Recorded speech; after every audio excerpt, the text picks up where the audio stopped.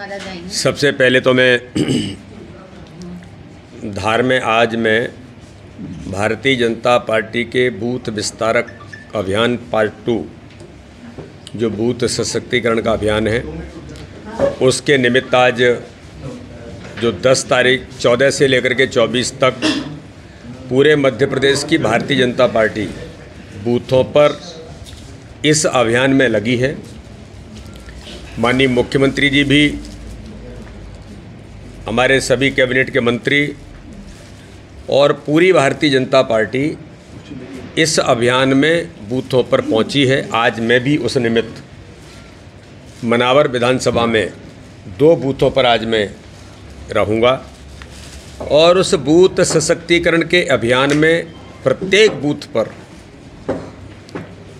पन्ना समिति से लेकर के पन्ना प्रमुख के साथ हमने इस बार निर्णय किया है कि जो पन्ना समिति हमारी बनेगी, बूथ समिति से लेकर के पन्ना समिति में महिला रिप्रेजेंटेशन 33% के ऊपर प्रयास हम करें, इसको हमने बड़ा फोकस किया है। हमारी सरकार माननीय प्रधानमंत्री जी के नेतृत्व में, माननीय मुख्यमंत्री जी के नेतृत्व में जिस प्रकार से महिलाओं के उत्थान के लिए लगातार काम कर रही है, तो इस दिशा में संगठन ने भी एक प्रभावी कदम हमने मिलकर के उठाया है। और इस अभियान के दौरान हमने तय किया है कि प्रत्येक बूथ पर 51% वोट शेयर जो हमारे लोकप्रिय नेता देश के गृह मंत्री माननीय अमित शाह जी कहते हैं कि प्रत्येक बूथ पर 51% वोट शेयर का संकल्प को पूरा करने के लिए हम आगे बढ़े हैं। गुजरात में भारतीय जनता पार्टी को एवरेज 53% वोट मिला है, तो उस दिशा में भी हमारे प्रयास जो भारतीय जनता पार्टी की सरकारों के द्वारा माननीय प्रधानमंत्री, माननीय मुख्यमंत्री के नेतृत्व में गरीबों के जीवन को बदलने का अभियान योजनाओं के माध्यम से है, उन योजनाओं को भी नीचे इस अभियान के दौरान जनता तक संपर्क में लेकर के जाना। तो ये अभियान हमारा लगातार अभी 24 तक चलेगा। उसी के निमित्त मैं आज धार के इस दौरे पर आया हूं और पूरी भारतीय जनता पार्टी आप देख रहे हैं कि जो सभी कार्यकर्ता हमारे शक्ति केंद्र से लेकर के बूथों तक इस अभियान में जुटे हैं। और मुझे इस बात का गर्व है भारतीय जनता पार्टी के कार्यकर्ताओं पर, जो मैं उत्साह देख रहा हूँ, क्योंकि मैं जिस दिन से अभियान शुरू हुआ उस दिन से लगातार जा रहा हूँ कि कार्यकर्ताओं में एक अलग ही प्रकार का उत्साह और आनंद का अनुभव वो कर रहे हैं। भारतीय जनता पार्टी प्रत्येक बूथ पर मजबूती के साथ मैदान में उतरी है। चुनावी मोड में भारतीय जनता पार्टी का एक एक कार्यकर्ता, केवल नेता नहीं, एक एक कार्यकर्ता प्रत्येक बूथ पर इस मोड में आ गया है कि चुनाव 2023 और माननीय प्रधानमंत्री जी के नेतृत्व में 2024 हम ऐतिहासिक नहीं, प्रचंड बहुमत से जीत करके इतिहास बनाने का काम करेंगे। आपने कहा कि कई दल चुनावी मैदान में हैं, ये लोकतंत्र है। लोकतंत्र में बहुत लोग आते हैं और बहुत चले जाते हैं। लोकतंत्र में वही टिकता है जो जनता के बीच जनता के लिए काम करता है। ये मध्य प्रदेश है, ये ठाकरे जी का प्रदेश है। इस मध्य प्रदेश में भारतीय जनता पार्टी का संगठन इतनी गहराई के साथ नीचे तक संगठन तंत्र की मजबूती तो है ही, इस देश के अंदर माननीय प्रधानमंत्री के प्रति जनता का अथाह विश्वास। आपने देखा होगा कि रूस यूक्रेन के युद्ध में बड़े ताकतवर देश के प्रधानमंत्री अमेरिका के राष्ट्रपति कहते हैं कि इसका कोई समाधान निकाल सकता है तो भारत के प्रधानमंत्री मोदी निकाल सकते हैं। मीडिया के मित्र रोज़ देख रहे होंगे कि पाकिस्तान के अंदर हाहाकार मची है और पाकिस्तान के जो हालात बने हैं, भुखमरी से लेकर के, पाकिस्तान का नौजवान कह रहा है कि हमारे पास भी मोदी होता तो आज हमारे हालात ये नहीं बनते। इतना विश्वास देश के अंदर, दुनिया के अंदर हमारे नेतृत्व पर ही हमारे लिए गर्व की बात है कि हमारा प्रधानमंत्री, हमारे लोकप्रिय नेता, दुनिया के सर्वाधिक लोकप्रिय नेता के प्रति जनता का इतना विश्वास देश और दुनिया के अंदर है। ये ताकत है हमारी। इसी प्रकार से गरीब कल्याण की योजना हमारी ताकत है और संगठन का तंत्र हमारी ताकत है। तो हम सकारात्मक राजनीति में अपनी लाइन आगे बढ़ाते हैं। हम ये नहीं देखते कि वो क्या करेंगे और ये क्या करेंगे। कांग्रेस क्या करती है, लोगों ने देश के अंदर 55 वर्ष देखा है। लोगों ने मध्य प्रदेश के अंदर 2003 का मध्य प्रदेश मिस्टर बंटाढार दिग्विजय सिंह के नेतृत्व में हाहाकार इस मध्य प्रदेश को देखा है। और 15 महीने से गलती से बनी सरकार दिग्विजय सिंह के, कमलनाथ के नेतृत्व में दिग्विजय सिंह के इशारे पर चलने वाली सरकार थी, उसको भी लोगों ने देखा है। तो इसलिए आज माननीय मुख्यमंत्री शिवराज सिंह चौहान के नेतृत्व में आज भारतीय जनता पार्टी लाडली बहना योजना के उस ऐतिहासिक कदम के साथ, लाडली लक्ष्मी के उस अभियान के साथ, ऐसी कौन सी योजना है जो हर समाज वर्ग के लिए उन्हें सशक्त बनाने के लिए आज भारतीय जनता पार्टी की सरकार उन कामों को कर रही है जो कांग्रेस की सरकार ने हर गरीब के हक और अधिकार को छीनने का काम किया था। तो आज हमारी उन ताकत पर मैदान में उतरे, कोई भी आए, इससे भारतीय जनता पार्टी को अंतर नहीं पड़ता। भारतीय जनता पार्टी का कार्यकर्ता मैदान में उतर गया है। माननीय प्रधानमंत्री जी के नेतृत्व में अमित शाह जी की कुशल रणनीति, अभी 26 तारीख को मैं अपने मीडिया के मित्रों को बताना चाहता हूं कि 25 तारीख को माननीय अमित शाह जी, जो हमारा सशक्त और ताकतवर रणनीतिकार भारतीय जनता पार्टी के, जिन्होंने भारतीय जनता पार्टी को दुनिया का सबसे बड़ा दल बनाया, वो 25 तारीख को छिंदवाड़ा पधार रहे हैं। एक विराट आम सभा के साथ कार्यकर्ताओं को वो संबोधित करेंगे और विजय संकल्प छिंदवाड़ा से माननीय अमित शाह जी के नेतृत्व में हम लेंगे।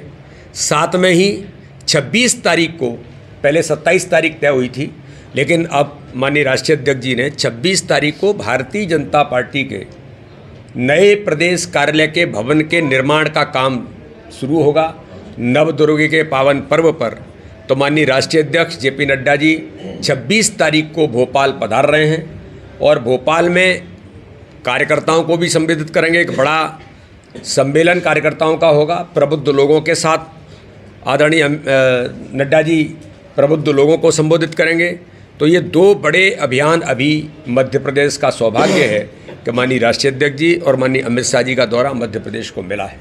सारे कार्यकर्ता उत्साह और उमंग के साथ तैयारियों में जुट गए और इसी निमित्त मुझे ऐसा लगता है कि आगामी समय में बूथ विस्तारक अभियान, जो हम प्रत्येक बूथ को मजबूती के साथ पन्ना समिति के गठन तक जाकर फुलफिल ऑर्गेनाइजेशन जो होगा, आगामी समय में गरीब कल्याण की हमारी योजनाएं, जो हमारी ताकत है, उनको लेकर भारतीय जनता पार्टी का एक एक कार्यकर्ता प्रत्येक बूथ पर उतरेगा। भाई साहब, महू कांड को लेकर कांग्रेस लगातार आक्रामक है और सरकार पर आदिवासी विरोधी सरकार होने का आरोप लगा रही, क्या कहें? मुझे इस बात पर कड़ी आपत्ति है और दुर्भाग्य है मध्य प्रदेश के अंदर ऐसे लोग जो इस मध्य प्रदेश को अस्थिर करना चाहते हैं।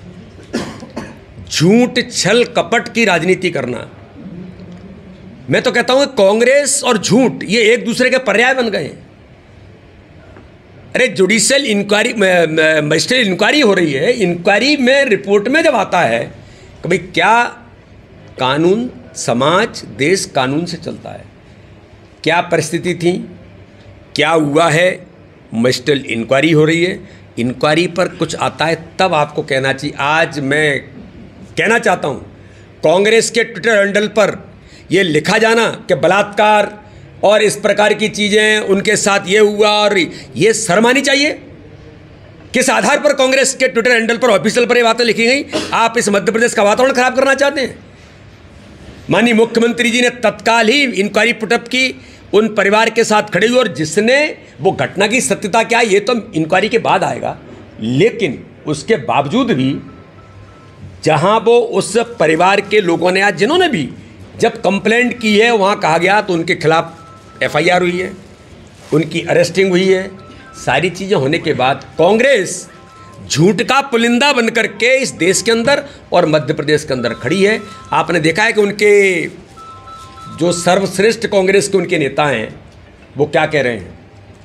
कल तो वो कह रहे थे कि मैं दुर्भाग्य से सांसद हूँ, बाद में फिर उनके कान में उनके वरिष्ठ नेता ने कहा कि तुम गलत बोल रहे हो, फिर वो सुधार कर रहे हैं। उनको यही नहीं पता दुर्भाग्य क्या होता है और सौभाग्य क्या होता है।